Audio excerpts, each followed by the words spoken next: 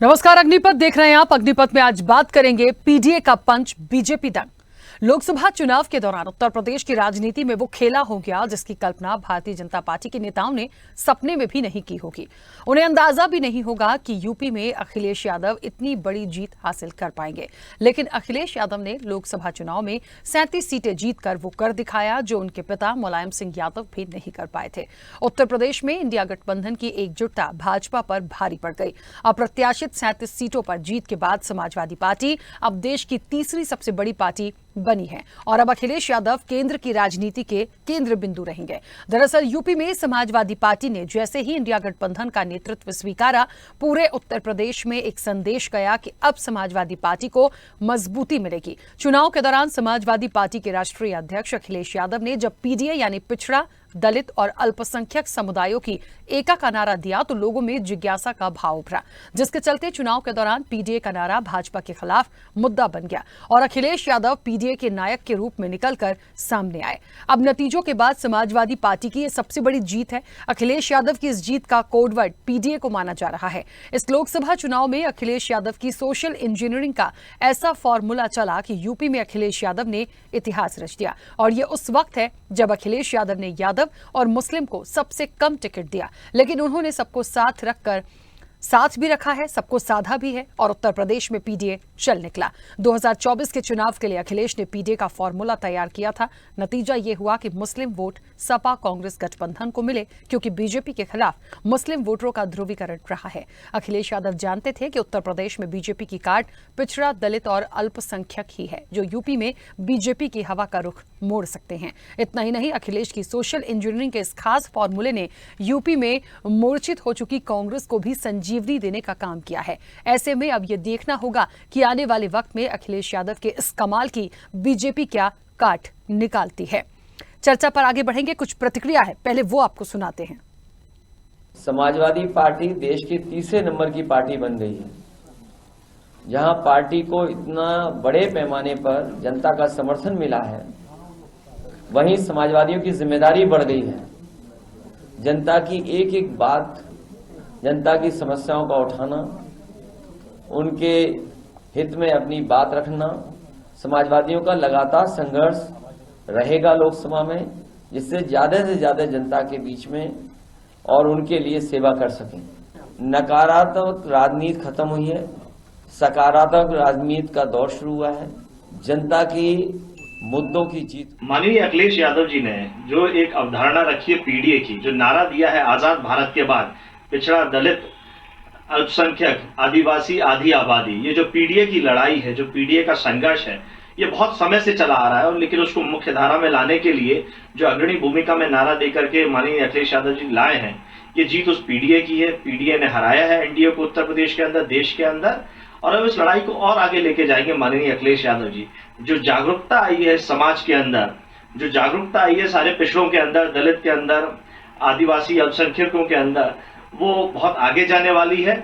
और आप उसके परिणाम देखें, केवल राजनीतिक नहीं, इसमें सामाजिक बदलाव आएगा, आर्थिक बदलाव आएगा, शैक्षणिक बदलाव आएगा और बेहतर समाज में सुधार की बात आएगी। समाजवादी पार्टी की हम क्या बात करें, पीडीए की जहां तक बात है, पूरा विपक्ष एक साथ लड़ रहा था तो किसी एक फार्मूले पर नहीं कहा जा सकता। विपक्षी मुस्लिम तुष्टीकरण और हिंदुओं में बंटवारे के आधार पर ये चुनाव लड़ रहे थे और बंटवारे के वो सारे हथकंडे, लोभ, लालच, भ्रम, झूठ के आधार पर यह चुनाव लड़ा गया और उनकी जो सफलता दिखाई दे रही है ये आर्टिफिशियल है, कृत्रिम है और ये तात्कालिक है और ये लोभ और लालच के बल पर आई है। और मुझे पूरा विश्वास है जनता इसकी सच्चाई को समझेगी और आने वाले समय में इनका पटाक्षेप होगा। सच्चाई तो ये है कि भविष्य में इनका ये तारतम्य बरकरार नहीं रहेगा। समाजवादी पार्टी देश देखिए, कोई कुछ भी कहे, प्रतिक्रिया कुछ भी कह दे, लेकिन पीडीए का पंच है और बीजेपी दंग तो है। इसलिए क्योंकि उत्तर प्रदेश के जो नतीजे आए हैं उसने सबको चौंकाया है और शायद इसकी कल्पना बीजेपी ने भी नहीं की होगी। इसके साथ साथ जो एक कहते ना क्रेडिट मिला समाजवादी पार्टी को इस बात का कि वो तीसरी सबसे बड़ी पार्टी बनी है, जैसे कि कांग्रेस का दूसरे नंबर पर नंबर आया, मुझे लगता है समाजवादी पार्टी भी उभरी। और उत्तर प्रदेश में वाकई में ये कहना बिल्कुल सच है कि उत्तर प्रदेश में कांग्रेस को यदि काउंट करें तो एक संजीवनी जैसी उनको मिली है, क्योंकि वहां कभी इतनी ज्यादा एक्टिव वो इतने समय से रही नहीं। चर्चा पर चलते हैं, तो मेहमान जुड़े हैं, सबसे पहले आपका परिचय करा दें। भारतीय जनता पार्टी का पक्ष रखने के लिए विवेक श्रीवास्तव हमारे साथ जुड़े हैं। विवेक जी, बहुत स्वागत चर्चा में जुड़ने के लिए। समाजवादी पार्टी का पक्ष रखने के लिए दारा सिंह हमारे साथ जुड़े हैं। दारा सिंह जी, आपका भी बहुत स्वागत है। चर्चा की शुरुआत में सबसे पहले विवेक जी आपसे करना चाहती हूँ, और आपसे इसलिए भी चर्चा की शुरुआत करूंगी कि एक तो दो बातें आती हैं।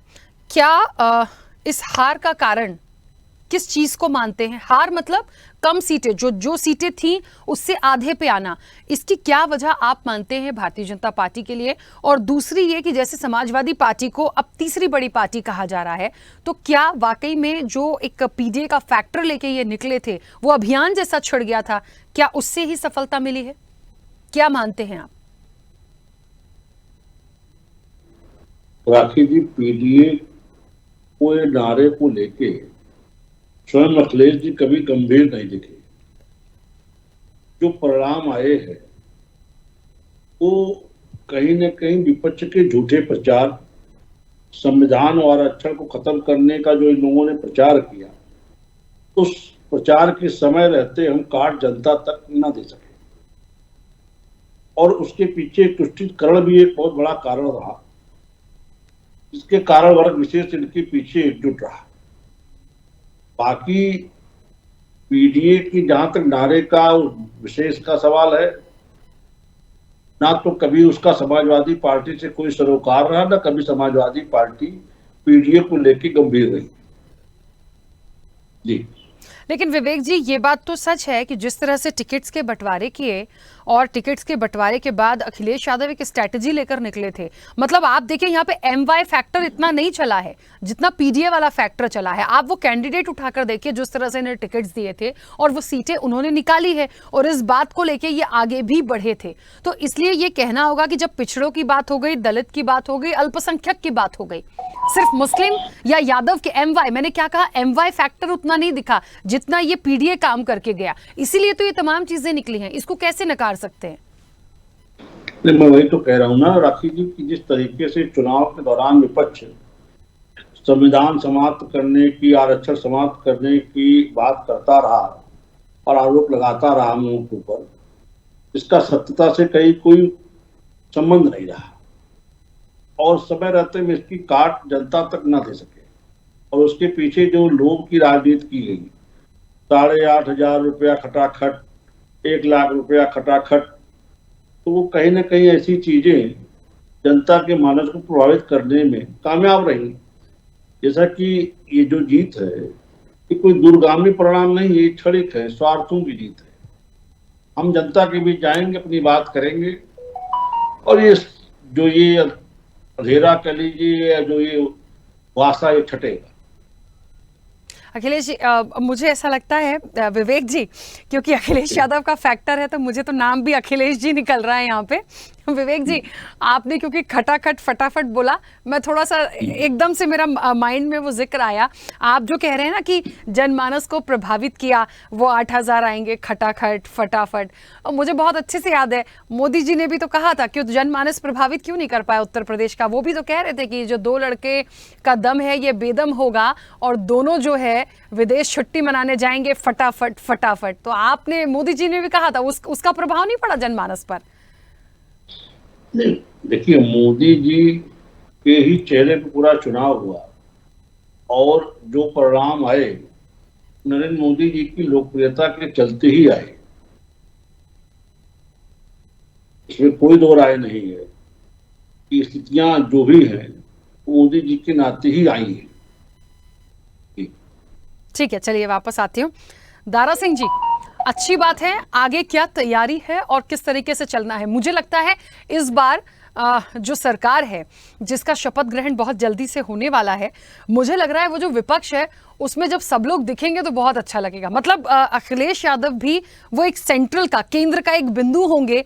तो मुझे लगता है कि जिन लड़कों को कहा जा रहा था कि 2 लड़के हैं, 2 लड़कों का जो बेदम होंगे, वो दोनों मुझे जब वहां विपक्ष में नजर आएंगे तो बहुत अच्छा होगा। लेकिन ये बात बिल्कुल सच है, क्या आप मानते हैं कि ये पीडीए का जो फैक्टर था या इस अभियान को लेकर जिस तरीके से वो चले थे, वाकई में यही भारतीय जनता पार्टी के लिए एक नुकसानदायक साबित हुआ यहाँ?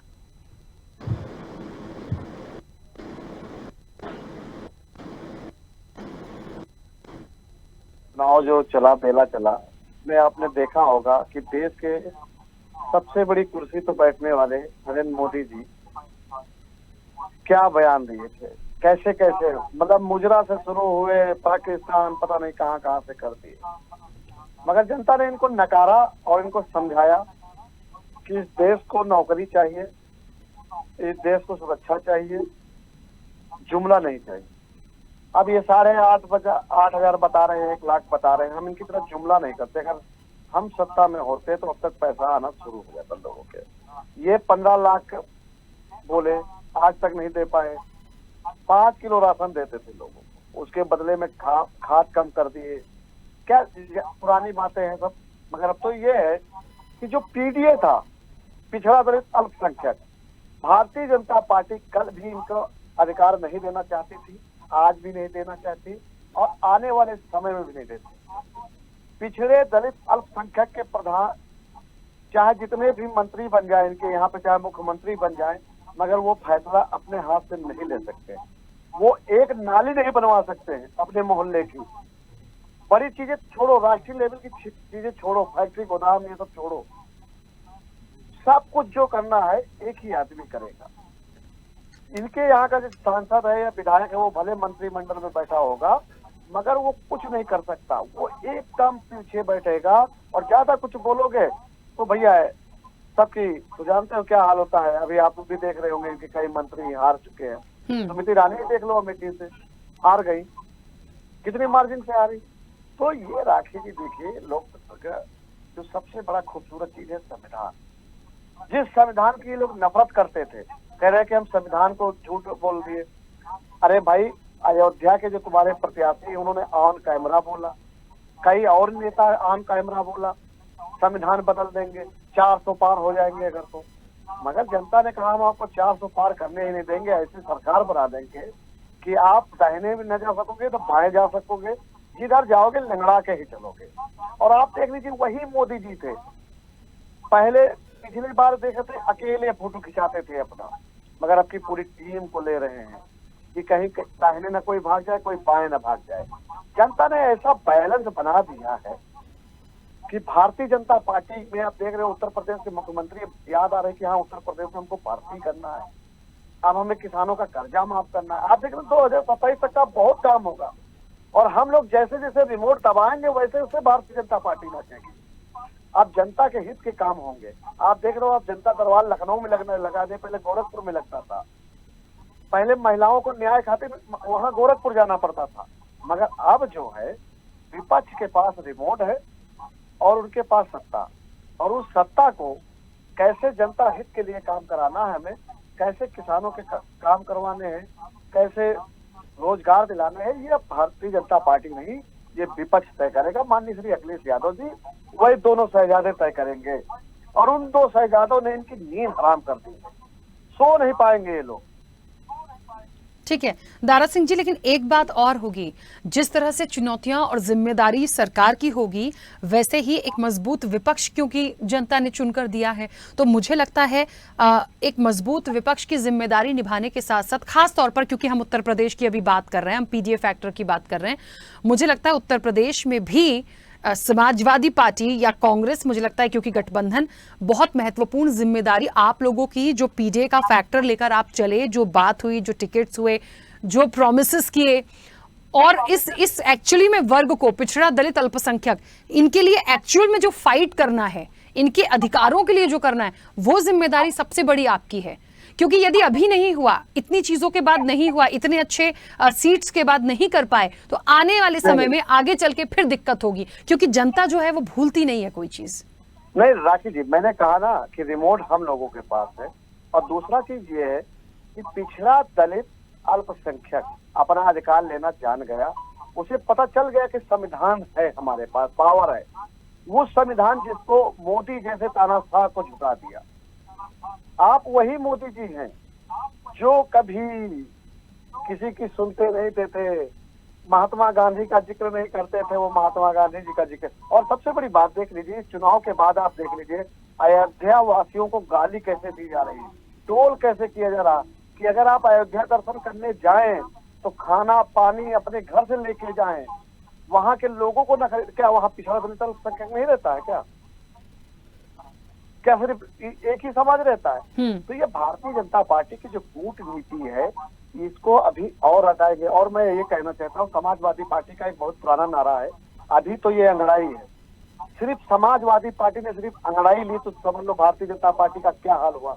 अगर मैंने करवट ले ली तो ये भारतीय जनता पार्टी और आरएसएस फिर से आपको वही मिलेगी जो पहले कभी हमारे बचपन में हुआ करती थी। ठीक है, तो जी बिल्कुल। विवेक जी, बहुत सारी बातें हैं। देखिए, किसी भी राजनीतिक दल का व्यक्ति हो, वो अपनी पार्टी को लेके, उसके हित को लेके, और क्योंकि यदि उन्हें जीत मिली है तो वो उन तमाम चीज़ों को लेके बात करेगा। लेकिन महत्वपूर्ण बिंदु तो ये है कि उत्तर प्रदेश की सियासत में अब आगे क्या, ये आपके लिए या भारतीय जनता पार्टी के लिए एक गहन चिंतन का विषय था। मैंने पहले भी कहा था जिस दिन नतीजे आए थे कि ये एक मंथन होगा कि आखिरकार आज इतने दिन हो गए हैं, 4 दिन हो चुके हैं, 5 दिन, एक मंथन का विषय है कि कहाँ कमी रह गई है और आने वाले समय में कैसे उसको स्थिर करना है। देखिए, मुझे लगता है थोड़ी सी हार इसलिए भी कही जा रही है क्योंकि डबल इंजन की सरकार, जहां तक योगी आदित्यनाथ का नेतृत्व और वर्चस्व है, एक अलग ही छवि उत्तर प्रदेश में बनी हुई थी, और उनके नेतृत्व में होते हुए यदि सामने होते हुए सीटें कम हुई हैं तो मुझे लगता है ये देखना पड़ेगा। और आप कैसे विपक्ष को एक चुनौती खुद उनको रख पाएंगे कि वो सारी चीजों को अच्छे से करके दिखा पाए। देखिए राखी जी, जिन सीटों पे हम हारे हैं वो कांटे की टक्कर में आ रहे हैं। कोई ऐसा एक सीट समाजवादी पार्टी करने में कहीं कामयाब नहीं रही है। और जो भी हमारे मित्र अयोध्या की बात कर रहे थे, लोगों का सोशल मीडिया, लोगों की अपनी भड़ास से उसका भारतीय जनता पार्टी से कोई विषय नहीं है। किसी भारतीय जनता पार्टी के नेता ने, कार्यकर्ता ने ऐसा कोई आधिकारिक बयान दिया हो अयोध्या के ऊपर। जनता का जनमत है, उसको सार्थकता से लिया जाना चाहिए और हमने उसको पूरा सम्मानजनक तरीके से स्वीकार किया है। लोकतंत्र में जनता जनार्दन होती, जो भी जनमत का फैसला है वो सर्वमान्य। जो फैसला है सही है। हमारी कुछ कमियां थी, जनता ने उस कमियों के चलते हमें परिणाम दिया है, उसे स्वीकार करते हैं स्वस्थ मन से। इसमें किसी को ज्यादा खुश होने की, ज्यादा नाचने कूदने की आवश्यकता नहीं है। जनता भी हमारी है, कमियां भी हमारी, दूर करने की जिम्मेदारी भी हमारी है। उसको समय रहते दूर करके हम फिर जनता के दरवाजे पे होंगे। तो इसमें ऐसी कोई विषय वस्तु नहीं है इसको लेकर के इतनी हाई तौबा की जाए। राजनीतिक दल है, हार जीत लगी रहती है। क्या कारण है उसको चिन्हित करना हमारे नेतृत्व का काम है। समीक्षा बैठकें चल रही है, उसके परिणाम धीरे धीरे आएंगे, उस पर अमल भी होगा, कार्रवाई भी होगी, सुधार लिया जाएगा। ठीक है, लेकिन एक बात और है ना विवेक जी, जिस तरह से कहा जा रहा था उत्तर प्रदेश में कि हम 80 की 80 सीटें जीत जाएंगे, वहां हम जो पिछले बार थे उससे भी आधे पे हैं। अब चलिए ठीक है, मैं बार बार उस पर जोर नहीं दे रही हूं, लेकिन ये बहुत महत्वपूर्ण होगा फैक्टर कि अब जो वादे थे, जो विकास की बातें थी, जो मुद्दे थे, उस पर कितना काम करेंगे, या फिर ये भी देखना होगा कि क्या वाकई ये कॉन्फिडेंस था भारतीय जनता पार्टी का कि हमें ही तो 64-65 पहले ही थी, हमें लगता है कि 80 बहुत आसानी से हो जाएंगे, थोड़ी सी सीटें और निकालना है, तो उतना ज्यादा सीरियसली नहीं लिया। क्या ऐसा कुछ हुआ? देखिए राखी जी, इसमें बहुत से कारण है। एक तो सबसे ज्यादा नुकसान हमारा मौसम ने किया। जिस टेम्परेचर में चुनाव हुआ उस टेम्परेचर में हमारा मतदाता आमतौर पर निकला। एसी में बैठे थे बेचारे, अब गर्मी में निकलना पड़ा। दूसरा कहीं न कहीं विपक्ष का जो झूठा प्रचार है संविधान और आरक्षण को लेकर, वो प्रभावित कर गया। तमाम ऐसे कारण रहे, इनकी समीक्षा की जा रही है। चुनाव है, जनता ने परिणाम दिया, उसको सार्थकता से ले रहे हैं और अब हम उस पर दोबारा पूरी ताकत से काम करेंगे, परिणाम सार्थक आएगा। जी ठीक है, और मुझे ऐसा लगता है जहां आप बहुत अच्छी सीटें लेकर आए हैं वहां पे मौसम का इफेक्ट नहीं पड़ा क्या विवेक जी? मतलब थोड़ा सा अदरवाइज मत लीजिएगा, लेकिन हमें देखना पड़ेगा जो एक आंकड़े आए हैं पूरी सरकार के पक्ष और विपक्ष के, तो गर्मी धूप तपिश तो उतनी ही थी, कहीं ऐसा तो मुझे नहीं लगा कि बारिश हो रही थी, लेकिन पब्लिक ने वोट इतना एक माइंडसेट करके दिया। ये एक बात तो मुझे माननी पड़ेगी, जितने लोगों ने इस बार ये कहा कि साइलेंट वोटर है, बहुत सारे राजनीतिक विश्लेषक कहते थे, वो सच हुई। ये वोटर वाकई साइलेंट था और जहां जो उसको उचित लगा वही उसने जाके बटन दबाया। उत्तर प्रदेश में राखी जी थोड़ा मौसम ज्यादा लास्ट के 2-3 चरणों में कठोर था। विवेक जी, उत्तर प्रदेश की सियासत भी बहुत गर्म है, वहीं से तो रास्ता निकलता है, सबसे ज्यादा सीटें हैं। बिल्कुल ज्यादा सीटें सबसे ज्यादा उत्तर प्रदेश में है, रास्ता निकलता भी और रास्ता निकला भी है। जनता ने मैंडेट दिया है एनडीए को, सरकार बन रही है, जो कुछ कमी बेसी है उसको अपने परिश्रम से उसको दूर करेंगे। चलिए इसे इस तरह से ले लेते हैं विवेक जी कि रास्ता निकला, आप कह रहे रास्ता निकला, मुझे लगता है रास्ता निकलते निकलते बीजेपी के साथ समाजवादी पार्टी को भी निकाल के आप ले गए संसद तक, मैं तो बस ये कहूंगी। ठीक है, तो कम से कम अच्छा लगेगा, वहां फाइट करने में थोड़ा सा लगेगा कि अब अकेले अकेले चीजें नहीं हो पाएंगी ना, अब सलाह मशवरा तो करनी पड़ेगी, बात तो करनी पड़ेगी। विपक्ष बहुत रोता था, आज मैंने बहुत सुना है जिस तरह से राहुल गांधी के लिए एक छोटा सा एक उदाहरण यहाँ पे दे रही हूँ। राहुल गांधी को लेकर जैसे बहुत सारी बातें हो रही हैं कि उनको विपक्ष का नेता बनाया जाए, उन्होंने कहा थोड़ा सा समय दे दीजिए, और क्योंकि 10 साल तक कोई था ही नहीं, वो सीटें ही नहीं आ पा रही थी, तो इस बार तो मौका मिल गया। तो जब विपक्ष का नेता होगा तो एक शहजादे होंगे तो दूसरे भी होंगे, ये मैं आपके बिहाफ पे कह रही हूँ ना, शहजादे मैं उनको पर्टिकुलर नहीं बोल रही हूँ। जी जी, चलिए दारा सिंह जी कुछ कहना चाह रहे थे, जल्दी से अपनी बात रखिए। अभी जैसे विवेक जी बहुत सारी बातें कही, आप देखे होंगे कि हमने कई बार मुद्दा डिबेट के द्वारा कहा। ये क्या किया, जब ये विपक्ष में थे, जब इनका कोई लेटर हमारे लोगों के कार्यालय में आया था तो हम तत्काल इनके काम पहले करते थे, चाहे पानी की समस्या हो, चाहे सड़कों का हो, चाहे बिजली का हो, चाहे जो होता था। इन्होंने क्या किया, जब दोबारा इन्होंने सरकार बनाई तो इनके अंदर इतना घमंड आ गया कि विपक्ष जब जनता की मांगों को लेकर इनके पास कुछ करता था तो उसको ये जेल जाने का धमकी देते थे, केस लगा देते थे, उसके आंदोलन के जो ज्ञापन होते थे उनको फाड़ के फेंक देते थे। यहाँ तक का फिर क्या हुआ, जब विपक्ष ने आवाज उठाना, भाई जब जाना की सत्ता वाले नहीं करे तो जनता खुद यूको गार्डन में धरना करने लगी। आप देख रहे 69,000 शिक्षक कितने दिन बैठे रहे, आचार संहिता जब लगी तब हटे, सब मंत्रियों के पास गए। इतने घमंड में ये लोग थे कि मतलब जो जनता, आज कह रहे जनता जनार्दन ने फैसला किया, पूरी जनता जनार्दन के बच्चों पर लाठी चलवाई, इतना फाड़ा, इतना मारा कि बताइए पुलिस द्वारा मरवाया कि लड़कियों के कपड़े तक फट जाते थे बच्चों के। और ये लोग तानाशाह में मजाक उड़ाते थे, हंसते थे कि देखो हम अब तानाशाह हैं। मगर उत्तर प्रदेश की जनता को मैं धन्यवाद करना चाहता हूँ, बार बार प्रणाम करता हूँ। और संविधान, आपके अगर विधायक, सांसद, प्रत्याशी अयोध्या वाले ना कहते कि हमको 400 पार कराओ और मैं संविधान बदल लूं, तो आज अयोध्या की सीट शायद भाजपा के पास होती। ठीक है, मगर भारतीय जनता पार्टी को पूरी तरह जनता ये बता दिया कि लोकतंत्र और संविधान में जनता के, चाहे राजा का वोट हो चाहे प्रजा का वोट हो, वो राजा तभी बनोगे जब सबका वोट पाओगे। ठीक है तारा सिंह जी, मैं बीच में रोकूंगी क्योंकि समय हो गया है। आप दोनों का बहुत शुक्रिया इस चर्चा में जुड़ने के लिए। देखिए, पीडीए के पंच की बात हो रही है, बीजेपी दंग, बिल्कुल सही बात है, पंच तो पीडीए का पड़ा ही है क्योंकि लगातार इस अभियान को लेकर अखिलेश यादव बहुत लंबे समय से काम कर रहे थे और जब 3 फैक्टर्स को लेकर वो चले, पीडीए, पिछड़ा दलित अल्पसंख्यक, तो फिर काम तो होना ही था क्योंकि सीट शेयरिंग जो हुई थी वो भी इसी को फैक्टर को ध्यान में रख के हुई थी। इसके अलावा प्लस उत्तर प्रदेश के मुद्दे, तो ये फैक्टर तो काम चला है। अब इसे कुछ भी कहा जाए, कैसे भी नकारे भारतीय जनता पार्टी, काम तो चला है और कहीं ना कहीं समाजवादी पार्टी को तीसरे नंबर की पोजीशन मिली है। अब देखते हैं आगे जब ये संसद में तमाम लोग पहुंचेंगे एक विपक्ष के रूप में, तब देखते हैं फिर आगे कहां जाती है सरकार और सियासत। फिलहाल चर्चा में इतना ही, बने रहिए स्वदेश न्यूज के साथ। सबसे पहले देश।